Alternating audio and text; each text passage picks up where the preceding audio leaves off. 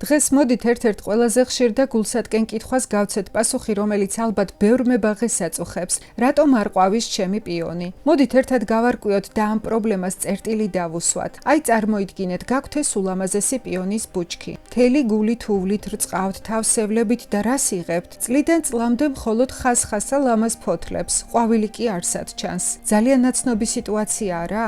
ხო და ზუსტად ამიტომ ვარ დღეს აქ, რომ ეს იმედ გაცრუება წარსულს ჩავაბაროთ. ვიდეოში მოგიყვებით თვეების მიხედვით პიონის მოვლას, გასამრავლებლად როგორ და როდის უნდა გაყოთ პიონის ბუჩქი, როგორ უნდა გადარგათ და რაც ყველაზე მთავარია, 5 გავრცელებული შეცდომა, თუ რატომ არ ყვავის თქვენი პიონი და როგორ უნდა დაეხმაროთ. ამ 5 შეცდომაზე და მის გამოსწორების სწორეფექტურ გზებზე ვიდეოს ბოლოში ვისაუბრებ. ამიტომ უყურეთ ვიდეოს ბოლომდე, ასევე გამოიწერეთ ჩემი არხი და დაალაიქეთ ვიდეო. მადლობას გიხდით წინასწარ. დღეს მე თქვენ გაგიზიარებთ სრული სეზონების მიხედვით დაყოფილ გზამკვლევს. ამის შემდეგ თქვენ გეცოდინებათ ყველაფერი, რა, როდის და როგორ უნდა გააკეთოთ, რომ თქვენი პიონი კი არ ყვაოდეს, არამედ პირდაპირ რომ თქვათ, გადაიპენტოს ყვავილებით. შეცდომის შანს ფაქტობრივად ნულამდე დავიყვან. მოგესალმებით, მე ვარ ლელა ჩიტაშვილი, ყვავილების შესახებ საგანმანათლებლო პორტალის ყვავილები წერტილიჯის წარმომადგენელი და ასევე საქართველოს ორქიდეების მოყვარულთა საზოგადოების თანადამფუძნებელი. პიონის ცხოვრების ციკლი მარტივად რომ თქვა 4 მთავარი ეტაპია. გაზაფხულზე იღვიძებს, ზაფხულში გვანებივრებს ყვავილებით, შემოდგომაზე ვამრავლებთ, ზამთარში კი ისვენებს. თითოეულ ამ ეტაპს, რა თქმა უნდა, თავისი წესები აქვს. მოდით ახლა ყველაფერი დეტალურად გავიაროთ. დავიწყოთ, რა თქმა უნდა, გაზაფხულით, ანუ მარტი-აპრილი. ეს არის გამოღვიძების დრო. ზამთრის ძილიდან გამოდის და იწყებს აქტიურ ზრდას. და ზუსტად ახლა ამ პერიოდში ეყრება საფუძველი სწორედ იმას, თუ როგორი ყვავილობა ექნება ზაფხულში. მაშასე რა უნდა გავაკეთოთ? სულ 3 მარტივი რამ. პირველი, ძალიან ფრთხილად გავაფხვიეროთ მის გარშემო მიწა, რომ ფესვებმა კარგად ისუნთქოს. მეორე, აუცილებლად მოვაშოროთ ყველა სარეველა. ხომ იცით, ისინი პირდაპირ კონკურენტები არიან საკვებზე. და მესამე, მივცეთ აზოტის შემცველი სასუქი, რომ ზრდაში კარგად წავიდეს. მაგრამ აქ ძალიან დიდი ყურადღებით. ეს არის ნომერ 1 შეცდომა, რასაც უშვებენ. თუ აზოტი მოგივიდათ ზედმეტი, მიიღებთ უზარმაზარ ულამაზეს ხასხასა ფოთლებს და 0 ყვავილს. რატომ? იმიტომ რომ მცენარე მთელ ენერგიას ფოთლებში გაუშვებს და ყვავილობის ძალა უბრალოდ აღარ დარჩება. ასე რომ დაიმახსოვრეთ, ზომიერება უმნიშვნელოვანესია. თუ გსურთ მოგაწოდოთ ინფორმაცია საქართველოში ხელმისაწვდომი, რომელი სასუქები გამოგადგებათ და რა დოზებით უნდა მისცეთ პიონს, დამიწერეთ კომენტარში სიტყვა სასუქი და ახალ ვიდეოს ამ თემაზე შემოგთავაზებთ. კარგი, გადავიდეთ ზაფხულზე. მაისი-ივნისი, ანუ მთავარი მოვლენა. სწორედ ის დრო, რისთვისაც ამდენ სწვალობთ და რასაც სულ მოუთქმელად ველოდებით. ყვავილობა. ამ დროსაც 3 მთავარი წესი გვაქვს. პირველი, ვრწყავთ რეგულარულად, მაგრამ ზედმეტად არა. არ გვინდა რომ ფესვები დაულპეს. მეორე, როგორც კი ყვავილი დაჭკნება, ეგრევე ვაშორებთ. ამით მცენარეს ვეხმარებით, რომ ენერგია ახალი კოკრებისკენ მიმართოს და არა თესლის მომწიფებისაკენ. და მესამე, პატარა საიდუმლო, თუ გინდათ ერთი, მაგრამ გიგანტური ყვავილი საჭიროა გასხლა. მაქვს ვიდეო, სადაც ამ თემაზე ვსაუბრობ. ახლა ზედა მარცხენა კუთხეში გამოჩნდება ლინკი და შეგიძლიათ ნახოთ ის ვიდეო.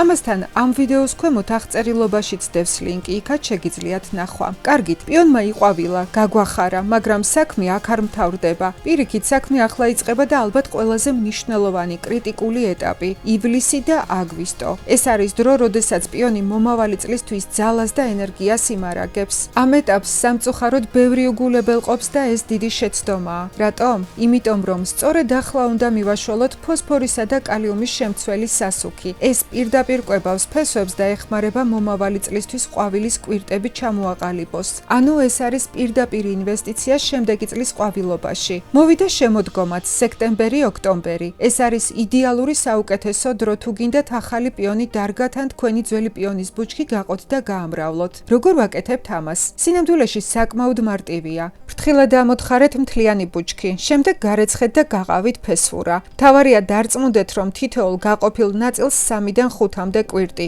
ანუ როგორც ეძახიან თვალი მოყვება და გადარგეთ სწორ სიღრმეზე. რაც შეიძლება ნაკლები ტრავმა უნდა მიაყენოთ. როდესაც გაყოფთ, ძალიან მნიშვნელოვანია ფუნგიციდით დამუშავება. ფუნგიციდებიდან მე გირჩევდით ფიტოსპორინს. ფიტოსპორინის მოხმარების წესი ასეთია. ფიტოსპორინს დააყენებთ, რომ გააქტიურდეს დაახლოებით 2-3 საათი. ისიც შეგიძლიათ რომ ღამე დააყენოთ გასააქტიურებლად და უკვე დილით გამოიყენოთ ხსნარი. თავად პიონის ფესვურები ფუნქიცდიან წყალში გააჩერეთ დაახლოებით 40 წუთიდან 1 საათის განმავლობაში. ამის შემდგომ კარგად გააშრეთ და ჩარგეთ. ფიტოსპორინის შეძენა შეძლებთ მაია მაიკოსთან. დოზირებაზეც გაგიწევთ კონსულტაციას. ვიდეოს ქვემოთ აღწერილობაში არის მაიკოს საკონტაქტოდ Facebook გვერდის ლინკი და იოლად დაეკონტაქტებით, ვისაც სურვილი გაქვთ. გავაგრძელოთ. ბოლოს მივადექით მეოთხე სეზონს.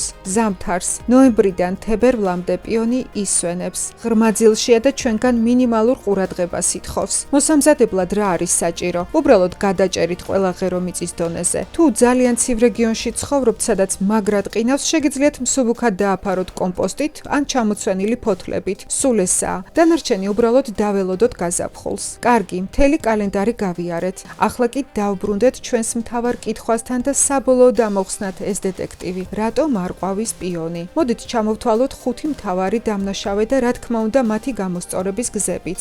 აი ეს არის თქვენი ჩამონათვალი. 99%-იანი ალბათობით თქვენი პრობლემის პასუხი ამ 5-დან ერთ-ერთია. მოდით ახლა თითოეულს მიყვეთ და გეტყვით როგორ დაეხმაროთ. მიზეზი ნომერი 1 და ყველაზე გავრცელებული შეცდომა. დარგულია ზედმეტად ღრმად. დაიმახსოვრეთ, პიონის თვლები მიწის ზედაპირიდან მაქსიმუმ 5 სანტიმეტრის სიღრმეზე უნდა იყოს, მეტი არა. თუ უფრო ღრმადაა, ის უბრალოდ არ იყვავილებს. ფრთხილად ამოთხარეთ და უფრო მაღლა დარგეთ. მეორე მიზეზი, შუქის ნაკლებობა. აქ ყველაფერი უფრო მარტივადაა. პიონს უყვარს მზე. მას სჭირდება დღეში მინიმუმ 6 საათი პირდაპირი მზის სხივი. ჩრდილში შეიძლება ფოთლები კი გამოიტანოს, მაგრამ ყვავილობას ნუ დაელოდებით. თუ თქვენი პიონის ბუჩქი ასეთ პირობებშია, მოგიწევთ მისთვის ახალი სახლის შერჩევა. მესამე მიზეზი შეიძლება სულაც არ არის შეცდომა, უბრალოდ მცენარე ძალიან ახალგაზრდაა. გამოსავალი მოთმინებაა. თუ თქვენი პიონი სულ ახლახან გადარგეთ ან გაყავით, მიეცით დრო 2-3 წელი მაინც. ამ პერიოდში ის მთელ ენერგიას ფესვების გაძლიერებას ახმარს და მხოლოდ შემდეგ იწყებს ყვავილობას, ასე რომ უბრალოდ დაელოდეთ, ის აუცილებლად დაგაჯილდოვებთ. მეოთხე მიზეზი, აზოტის სასუქი ზრდისთვის ზედმეტი მოგივიდათ. როგორც უკვე გითხარით, შედეგად გექნებათ ბევრი ფოთოლი, მაგრამ ყვავილი არა. მეხუთე მიზეზი, ხშირი გადარგვა. პიონს არ უყვარს ადგილის ხშირი ცვლილება. თავიდანვე შეურჩიეთ სწორი ადგილი. ვფიქრობ, ყველაფერი გარკვეულია. ამ ცოდნით თქვენ უკვე მზად ხართ, რომ ის იმედგაცრუებული ლოდინი დაასრულოთ და თქვენი პიონის ბუჩქი ბაღის ნამდვილ დედოფლად აქციოთ. დამიჯერეთ, თუ ამ გავრცელებულ შეცდომებს გამოასწორებთ, თქვენი პიონი აუცილებლად გარანტირებულად აყვავდება. ის ნამდვილად არ არის რთული მოსავლელი, უბრალოდ თავისი პატარა საიდუმლოებები აქვს. ეს ერთ-ერთი ყველაზე მადლიანი და სანახაობრივი მცენარეა, რომლის გახარებაც კი შეგიძლიათ. ახლა კი თქვენი ჯერია. ძალიან მაინტერესებს როგორია თქვენი გამოცდილება. მომწერეთ კომენტარებში, ყვავის თქვენი პიონი? ან იქნებ რომელიმე პრობლემა გეცნოთ ამ ჩამონათვალიდან. მოდით ვისაუბროთ და ერთმანეთს დავეხმაროთ. მადლობა რომ ისმენდით.